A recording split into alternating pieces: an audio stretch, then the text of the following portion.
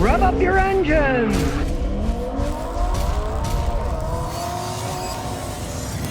Starliner sales in the United States are tanking. Jeep, Dodge, Ram, and Chrysler are way down. People aren't buying their crap in the United States anymore. Ram has fallen 26% for the second quarter. Jeep and Chrysler at a 19%. Chrysler had a 16% drop, but the only thing that they sell is the Chrysler Pacifica minivan. That's it. Jeep Gladiator sales are down 24%. The Grand Cherokee is down 26%. They also sell Alfa Romeo and Fiat. Alfa Romeo sales were up 8%. Well, doesn't say much.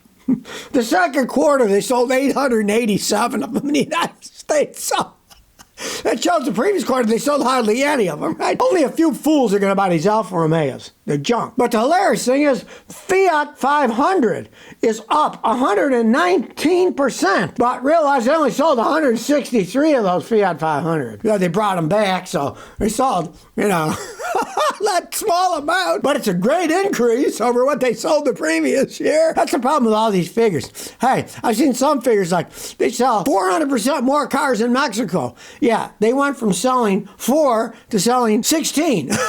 I mean, come on now. It doesn't mean anything. Stellantis makes junk. The Americans have figured it out, and they're going to have a hard time getting any of that stuff back. They're shutting their factories down in the United States, laying off workers. So, hey, too bad. That's all I got to say. Hey, Fiat bought Chrysler. They had a lot of problems to begin with, and they've only gotten worse since Fiat bought them and then Stellantis. And it's no surprise. Americans are finally wising up and not buying the junk that these guys are building. And yeah, it's going to shut down factories because people don't buy the cars. Guess what? They got to stop making them if nobody wants to buy the stupid things. Check it out. Look at that. It's crazy. It turns out that they had the chip shortage. They didn't have enough parts to make stuff. So they put a fake amplifier with the cord and plugs and a fake subwoofer, neither of which work. Now, they did tell you in your thing that it doesn't work, and it also says that they're not going to install them later on when they actually get the stupid things. And the idea that they put fake ones in there. Ford, you're faking it. Were you going to put a fake engine in it next? Why did they bother putting a fake subwoofer and a fake amplifier? An amplifier itself even has an X that's painted over to show that it's not real, right? Why did they waste their time and energy putting a fake one in? Now, the weird thing is these are the Broncos with the standard system. If they bought the expensive Bang & Olufsen system, it has real speakers in the whole thing. But this, for some reason, they decided to put a fake amp and a fake speaker in it. I guess they figured it's got to look good, so it looks like it's there, right? I mean, it's got to be the dumbest thing I've ever... Who came up with this brilliant idea? Somebody at Ford, because listen to the letter that they send to people. To deliver your new Bronco as quickly as possible through global challenges, in an effort to accomplish this, your vehicle will be delivered with a Ford Bronco audio system, but with a subwoofer that is non-functional. Why did they bother putting this stupid thing in? It doesn't work, right? And they say they're not going to fix it later. They gave them $250 back on the price that they paid. So why did they put a fake one in? I mean, that's just plain absurdity. Oh, look, I got a subwoofer. Yeah, but it doesn't make any sound, Our people become that stupid? Form versus function. Look, it's got a great subwoofer. It doesn't work, but hey, it looks good. Well, here's a funny one. Toyota GR86 sales are up 42%, but Subaru BRZ sales are down 44%. They're the same car, right? Toyota version is a GR86. They are Subaru-built vehicles. Toyota does not build them. Now, Toyota said something about 2025 or 2026 that they're going to put their own engines in them. They can use that 3-cylinder turbo thing they're using the GR Corolla modified a little bit. But they're presently still exactly just Subarus. The Toyota sales is up 42%, but the same exact car is down 44% if it's a Subaru, even though it's the same car. Now, of course, people see the Toyota name and they think, oh, Toyota quality. Well, in this case, it's Subaru. It has nothing to do. You can get one cheaper at the Subaru dealer. It's the same car. Now, it's not like they're selling like gangbusters, because the first half of this year, 2024, Toyota sold about 7,400, but Subaru only sold 1,414, and they are the same exact car, except the emblems on them. So they're selling about 5 times as many of the Toyotas as the Subarus, even though they're the same cars. That just shows how screwed up our society is, right? It's all form versus function. It says Toyota, it's a Toyota. I'll buy that one. Oh, that's a Subaru. I don't want that. But you're buying a rebranded Subaru that says Toyota. Realize this, people. Do you know this? Maybe you don't know it. It just shows you how messed up our entire society is. That's just because it has one name versus the other, and it's the same product. 5 times as many sales. You know, that's just people. I remember years ago, I had a customer in Houston who had a fake Gucci bag, and she paid $100 for it in one of these Vietnamese stores, and her friend had a real one that cost tons more than that.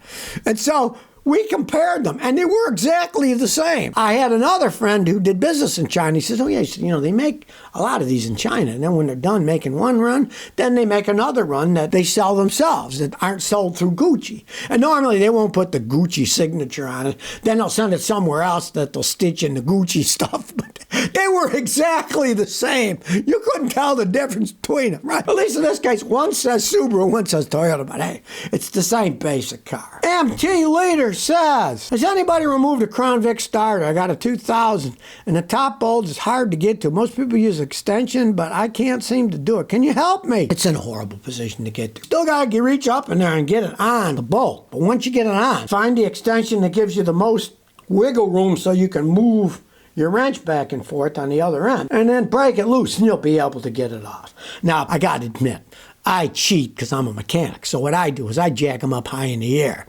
and I have a giant extension, but it's on a 1/2-inch socket. I put it on my 1/2-inch air impact wrench, and then when I go, it goes, and it comes right off. You got to pull like mad to break it loose. Once you break it loose, it's okay to get off, but you're going to be pulling like mad. Make sure that your socket wrench has got a long handle, because the short one, you won't be able to break it. You need a long handle, so it can pop, and then it'll come off. Well, Boeing is putting out their baloney PR saying, everyone, please stop saying the Starliner test is a bust. Well, you know, their Starliner went in space, it was leaking stuff, and then it finally made it to dock with the space station. Now it's been stuck there almost a month. Now it's supposed to be 8 days, then they bring them down. Well, they haven't brought them down yet. Obviously, it's a bust. There's a problem. And they're trying to say, oh, they're not stranded in space. Yes, they are stranded in space, because the thing was supposed to come up for 8 days and then take them back down again. But of course, everybody has their BS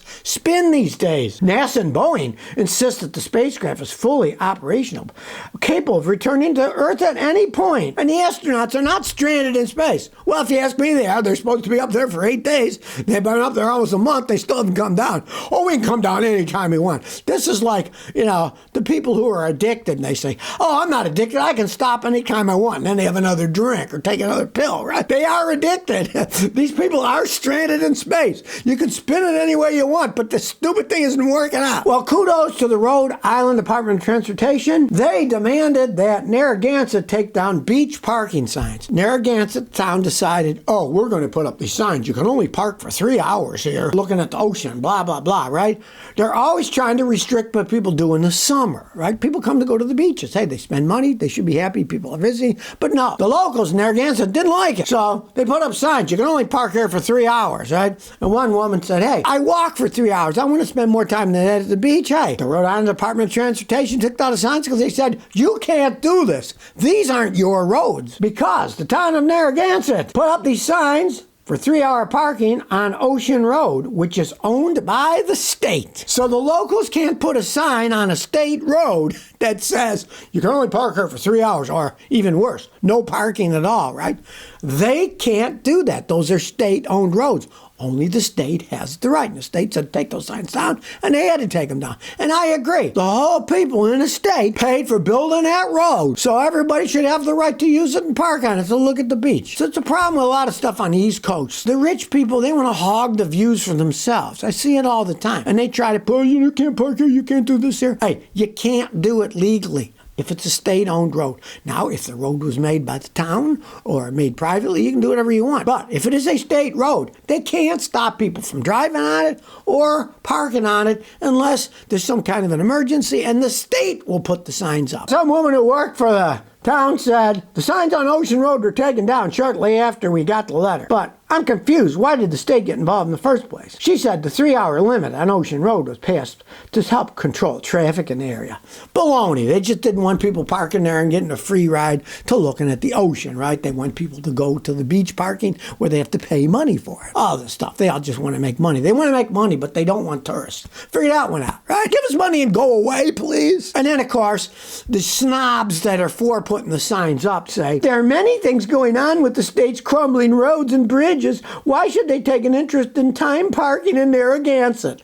Yeah, they try to make it look like they're the ones that are taking advantage of, right? They're taking a view away from people in Rhode Island, anybody visiting, to look at stuff. It's beautiful scenery. It shouldn't be blocked by some town just because they're a bunch of swines that want to hog it for themselves. Thank goodness the Rhode Island Department of Transportation came in and said, take those signs down. So if you never want to miss another one of my new car repair videos, remember to ring that bell.